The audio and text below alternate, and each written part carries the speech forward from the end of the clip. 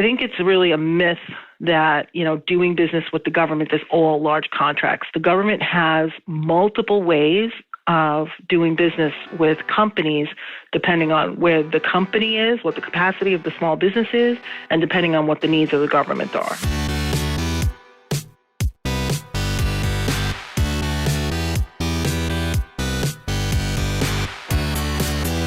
You're listening to The Successful Bookkeeper with your host, Michael Palmer. Listen each week as inspiring guests share their secrets of success to help you increase your confidence, work smarter, and build a business you love. This episode of The Successful Bookkeeper is brought to you by PureBookkeeping.com, the proven system to grow your bookkeeping business.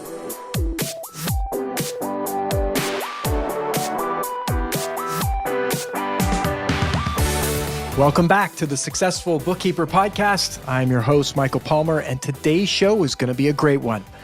Our guest is the owner of Kristensen Associates, which is a full-service consulting firm providing tools and resources to small, minority, and women-owned firms seeking to increase revenues through government contracting, certification, and innovative business strategies. Kristensen, welcome to the podcast.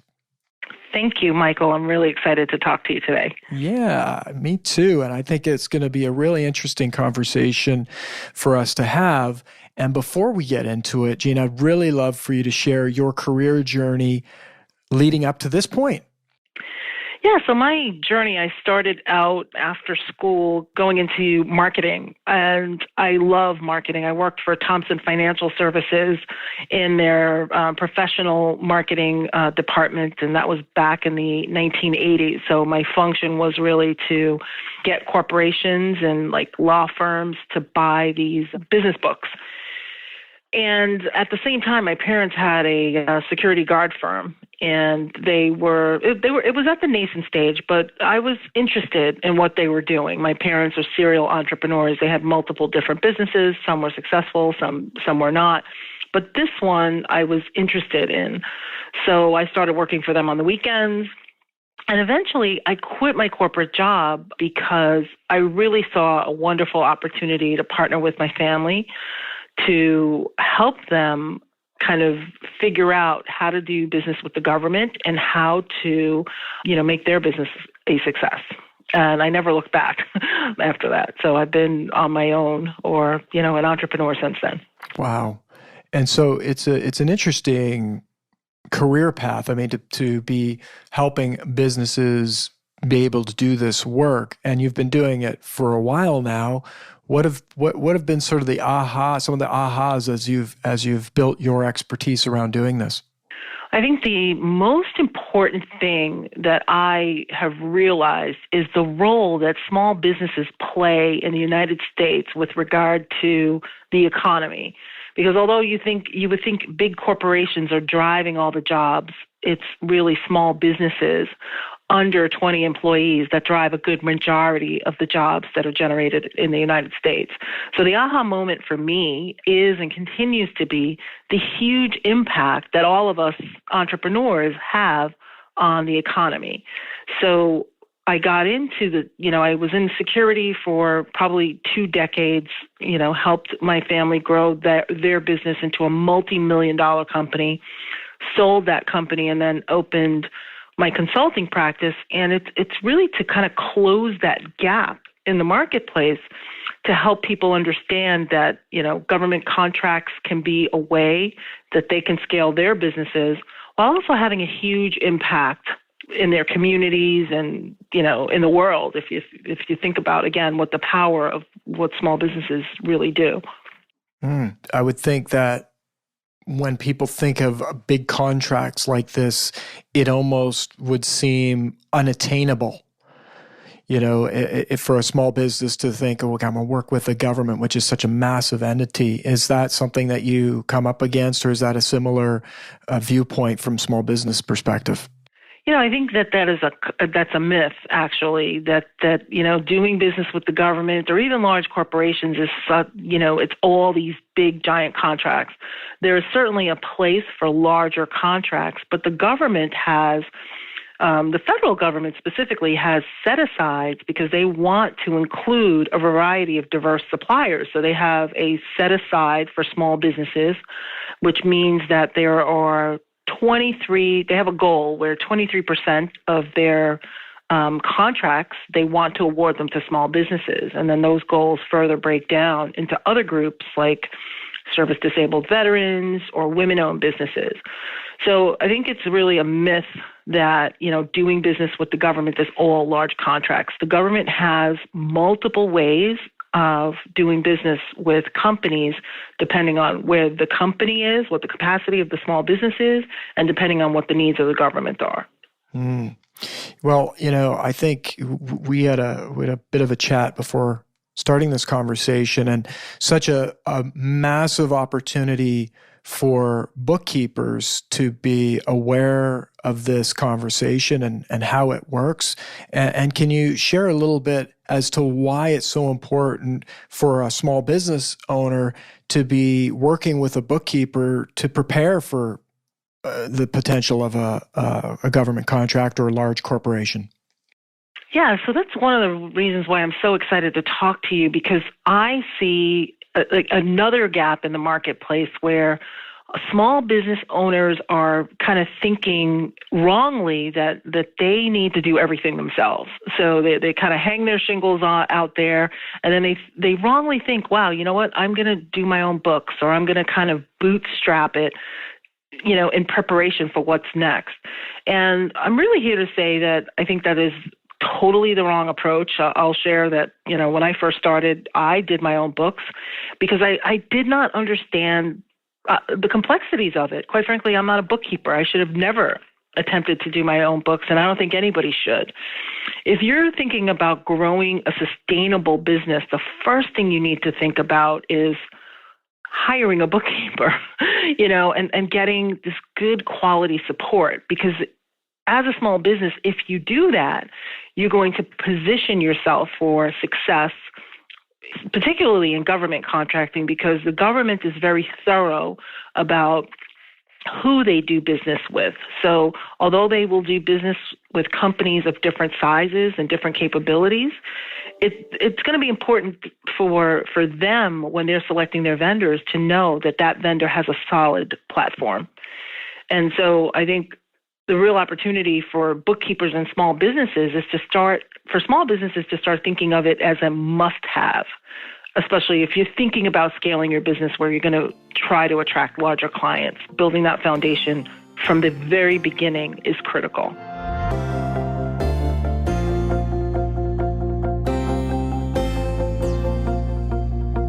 I love this. And I think if anything, this is a great conversation for our listener to be using some of this language, some of this thinking, and communicating the value they provide to business owners. I mean, whether it's a bank, a small business that wants to get investment into their business with a bank or investors, or going to work with a large entity like the government, they need to have great financials. They need to have things figured out. And those are some of the benefits. I mean, it's also just knowing where your business is and knowing the financials and being able to make better decisions, more powerful decisions based on where you are financially.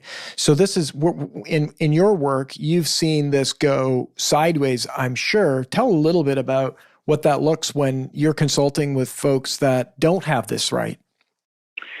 Yeah, and, I think of the bookkeeper as, and I think this is something that small businesses need to consider, that a qualified bookkeeper is a vital teammate. And that person is not just someone who is entering data into a software platform, because I think that's the other thing that people think, it's not that big of a deal. You're just putting data in, and that's not true. That person, a qualified bookkeeper becomes someone almost as an advisor, because they're looking at your finances from a place that the small business owner can't see, that because they're doing what they're doing.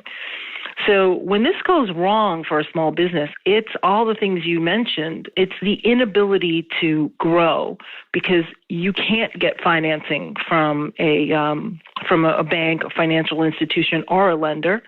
And that business owner is also in overwhelm, because if they're trying to manage this very important function on their own, then they're not managing the business correctly. You can't do both really well, as far as I'm concerned.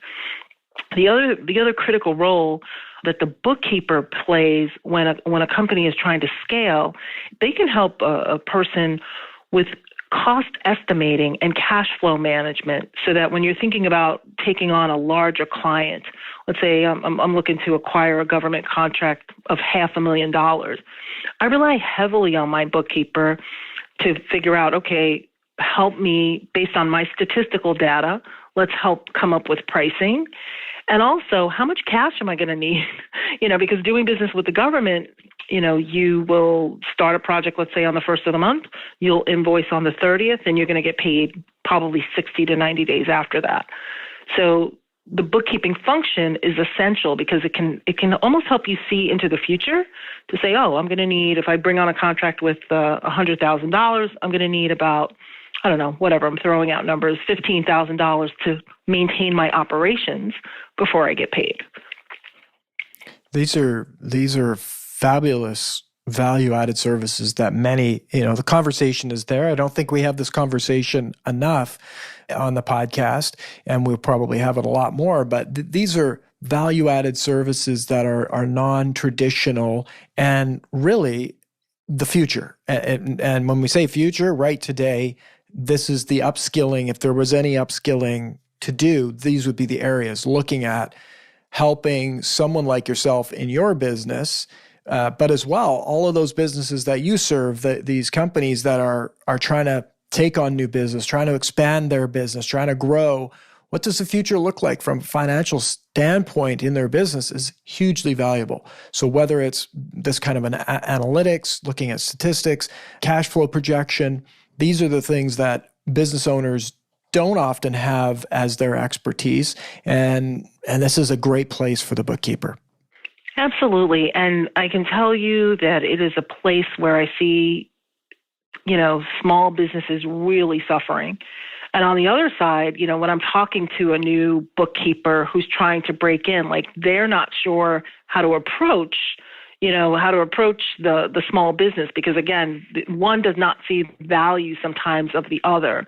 So I am really a big advocate for what I call procurement readiness. I do not recommend that clients attempt to take on, not that I won't work with them, but I will refer them to other places, because if they do not have a solid financial infrastructure, they're not going to be successful long-term in the government marketplace, or even in their business long-term. The small business may be able to sustain itself with all of these Band-Aid type practices, but I think it's important for people to realize that if you're going to build a successful business, a strong foundation, and the financial piece of it is so critical, strong financial foundation is essential. Love it. We love that conversation. Now, for our listener, they would be working with lots of small businesses.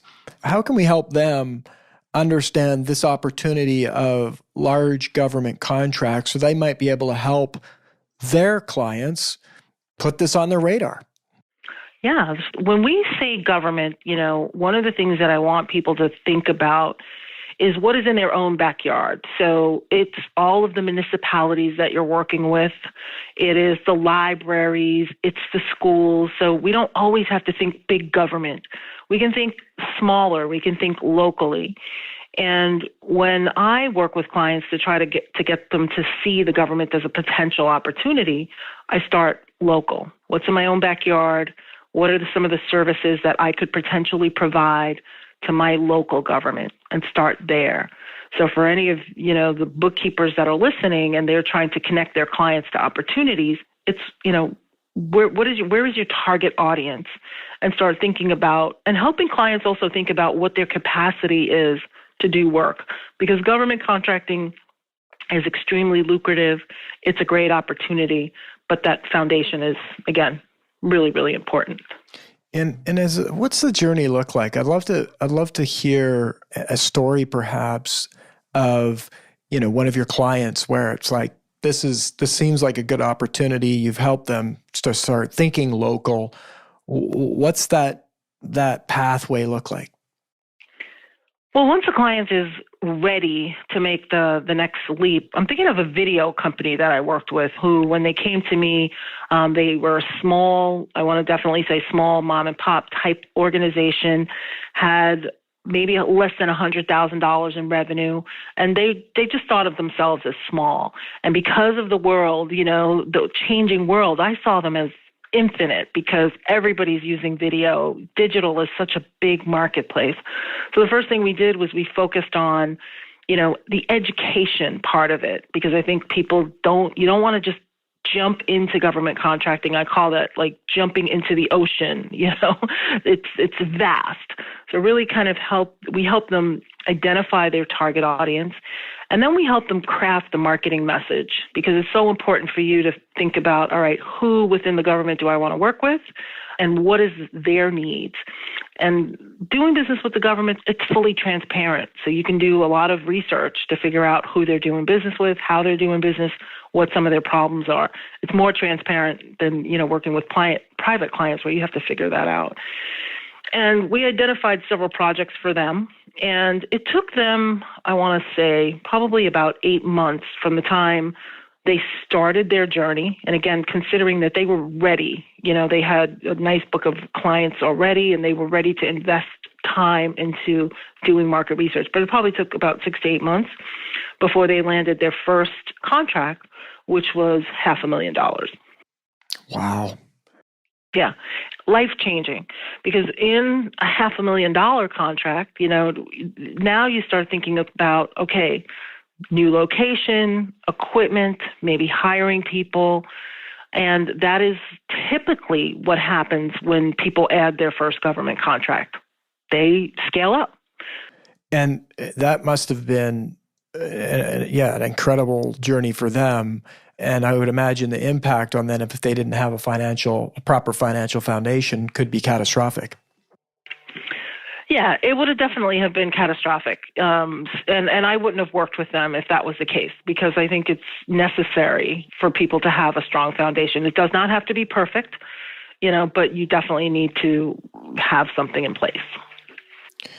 And how do people find out more about you? Like, is it like, it seems like an obscure work that you do. What's a typical experience that you would have when someone starts working with you? Is it just they just decide, hey, I want to grow my business, maybe this person can help me? Well, people often learn about me in two ways. One is through referrals, because if someone has worked with me and achieved this leap, they're anxious to tell other people about it, and their life has changed, their situation has changed. So people will ask them, well, how did you get that government contract? I think people need help with doing business with the government because it is a process. There's definitely a learning curve if you've never done it before. But what I'm finding now is that people will mostly hear about me or find me because I am also doing business with the government. There are a number of organizations within the local government as well as the federal government who that provide resources to small minority and women-owned businesses. And that's who tends to be my client. So there's something like a women's business development center, for example. There is a small business development center. There's something called procurement technical assistance, where the agency or the organization provides help to small businesses to learn how to do business with the government.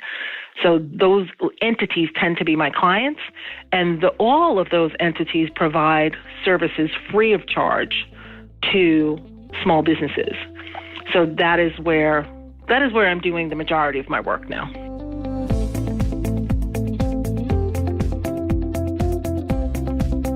Wow, so there's some great resources out there if you fit into one of those categories, which a small business, there's lots of resources and opportunity for small business. What would it look like for our clients to see opportunity, so our listeners to see their clients as potential opportunities to be thinking about going after government contracts? Is there specific, obviously there's small businesses, they're minorities, women owned. Yeah, there's like resources, there's likely some large opportunities there. But what type of business would you say is a hot spot?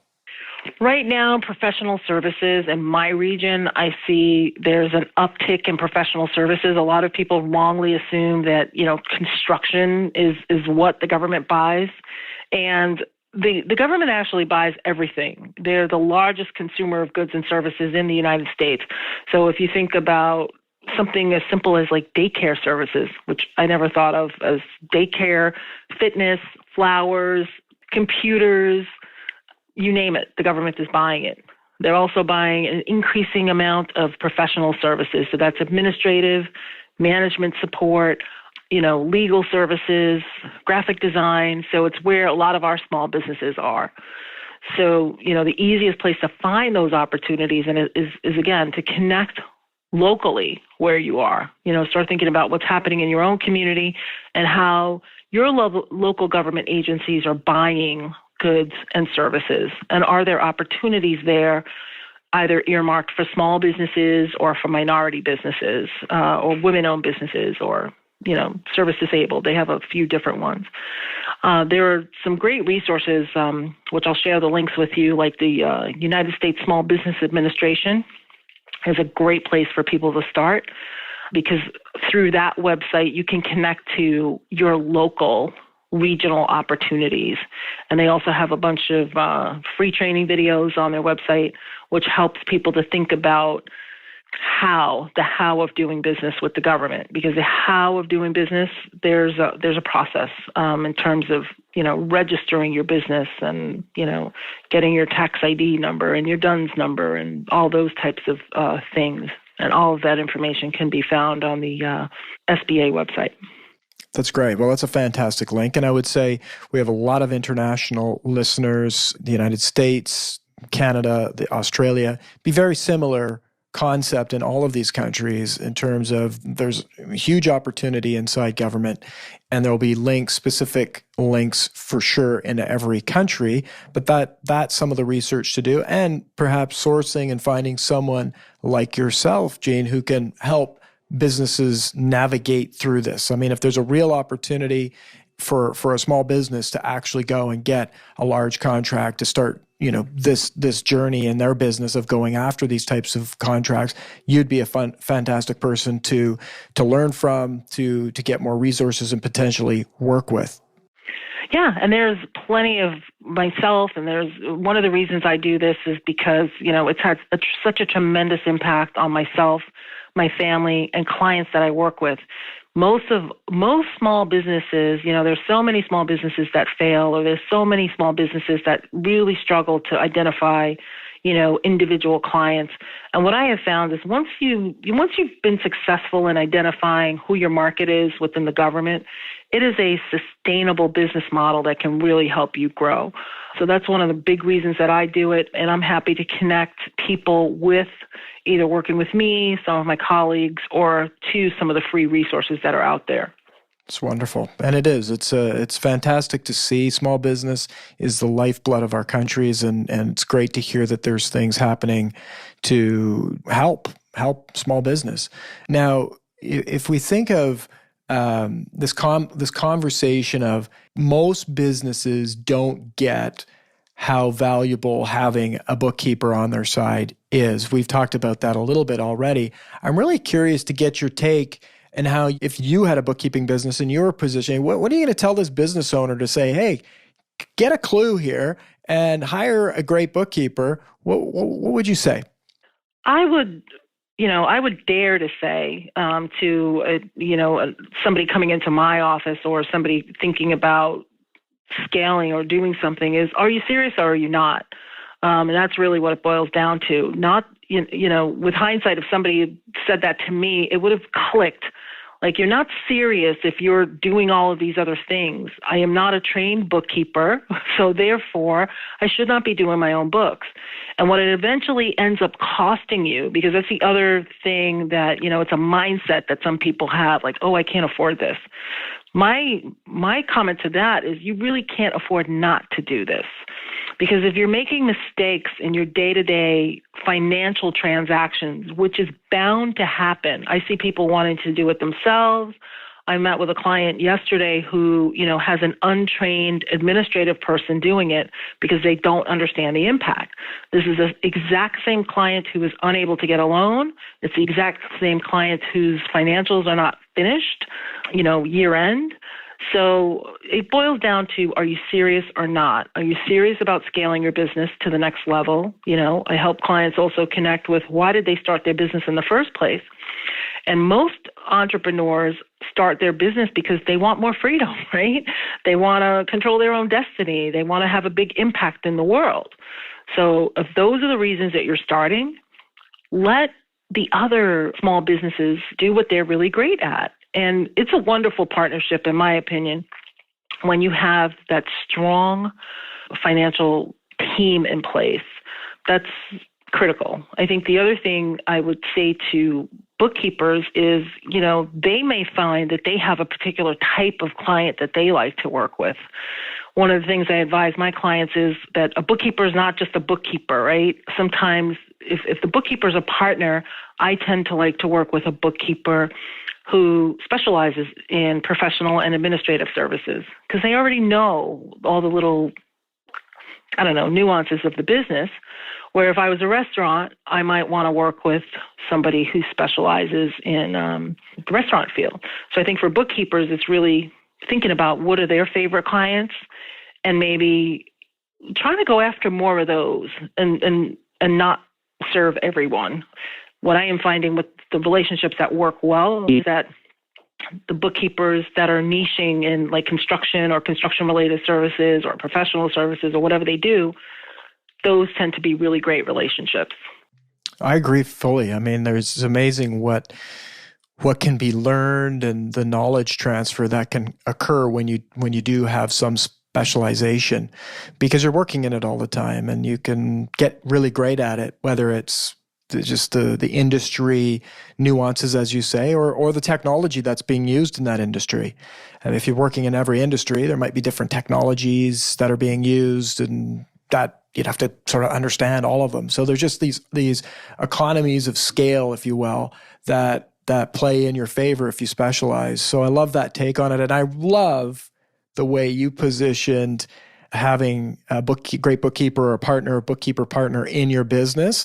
I absolutely love that. I hope our listeners get some of that content into their own language and use it to express to small business owners when they are engaging them. These are the things that are coming up. These are the objections that are in the back of their head that they might not be saying, but they actually have.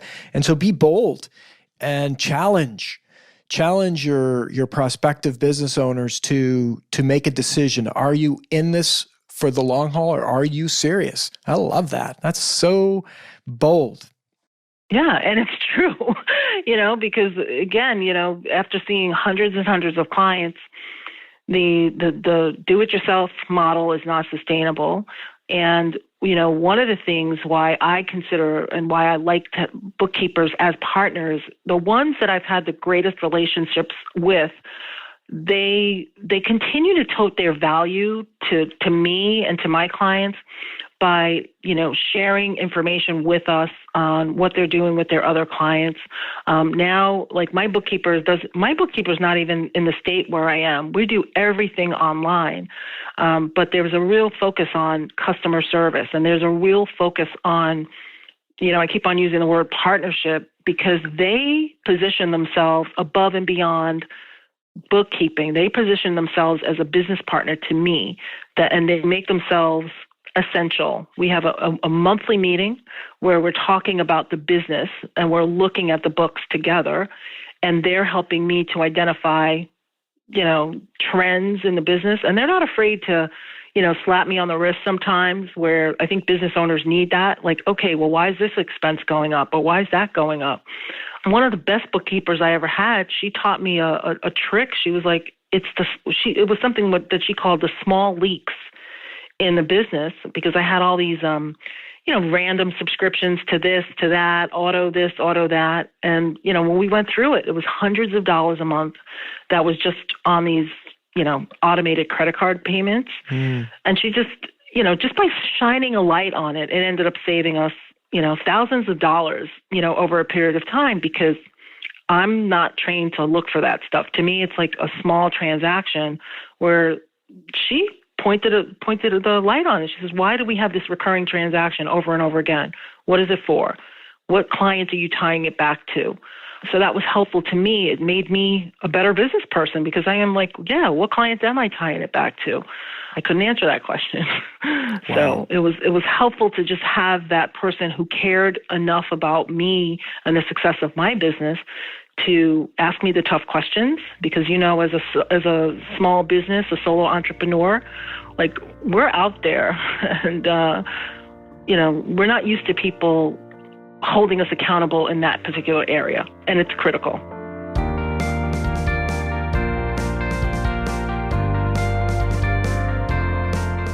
Well said. I absolutely think that is such a great window into the mind of the customer. And you have a great bookkeeper working for you. And it sounds like you've had a few, but this is the direction. This is very inspiring. And I hope our listener has gotten a ton out of just that thinking. I mean, who wouldn't want to have that type of person on their side as a small business owner? I mean, those are the kind of services and the relationship you want to have. That's what they're not going to be looking at and saying, well, geez, how do we reduce that spend? It's right. It's somebody that's totally valuable, essential really to the business. I also want people to think about, when they're trying to connect to small businesses, what it costs not to have it. And the cost could be enormous. So it's all those little leaks in your business that you're not seeing. That's number one. Number two, it exposes you to, financial mismanagement. So it's all the things you can't get, but it also could create a potential situation with the IRS or your local government where, they take reporting very seriously. There's, tax filings that should be done, sales tax that needs to be collected. And the average layperson doesn't know all the nuances of how to manage those transactions. So failure to do that could end up costing you even more. Penalties and lost revenues are the two top things that come to mind. Love it. It is. It's completely essential. And I've absolutely loved this conversation. Jean, what's the best way for our listener to learn more about you? So please connect to me on my website. It's where I have several articles, and you will see in my content, because I am a huge advocate, so your audience, please feel free to share this content, because I talk to people about this all the time, the importance of being procurement ready and to have your foundation in order. And bookkeeping is a big part of that. So there are lots of free articles, and that's on my website, which is JeanKristensenAssociates.com. And through my website, you can connect to my social media as well. So there's a bunch of content there.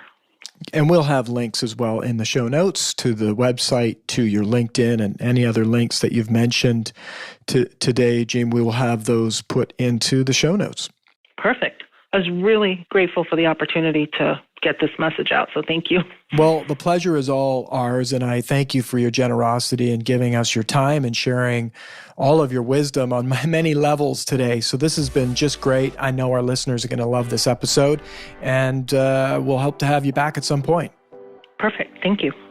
And with that, we wrap another episode of the Successful Bookkeeper podcast. To learn more about today's wonderful guest and to get access to all sorts of valuable free business building resources, you can go to thesuccessfulbookkeeper.com. Until next time, goodbye.